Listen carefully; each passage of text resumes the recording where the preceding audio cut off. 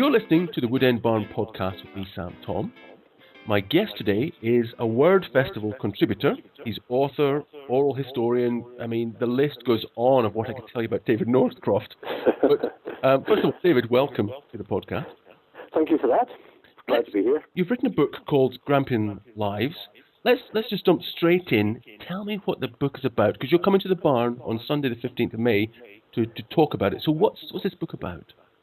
Well, it really is about Grampian Lives. The subtitle would run along the lines of a portrait of the Northeast people in the first half of the 20th century. And those people had been drawn from a very wide cross-section, both geographically and in terms of occupation and background of all the people, I think, who make up this very diverse and rich and interesting region that we inhabit, from fisher folk on the coast to farmers.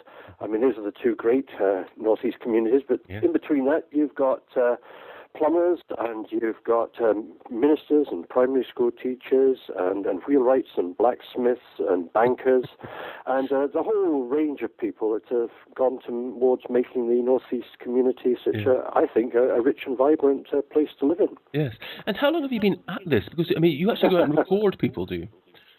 Yes, I've actually interviewed something like 270 people, which sounds a fantastic number, but of course I've been at it for 10 years. And the book that came out just before Christmas was very much a distillation of those interviews. What have you managed to pull out from all these interviews that you've done, which tell us about people from Aberdeenshire and maybe about humans in general? Well, that's right. I'm glad you put it that way, because, of course, there are these two concentric circles of investigation. You start asking people about circumstances of their lives, so that you ground what's happened to them in the soil of the Northeast. But you soon find yourself reaching out from that into what are the universals of human experience. I've tried to provide a collage, if you like, of experiences ranging from the quite prosaic, which everybody can relate to because it's so familiar, walking to school during the snowy winters of the 1920s and 30s, stepping over dikes and then having to wrap your clothes around the fire guard in the schoolroom. I can remember stuff like that, and I'm in my 40s. Well, yeah. And comparing that to the way in which their grandchildren are whisked off to school in nicely heated, air-conditioned school buses, and so on. So you've got stories of that kind, and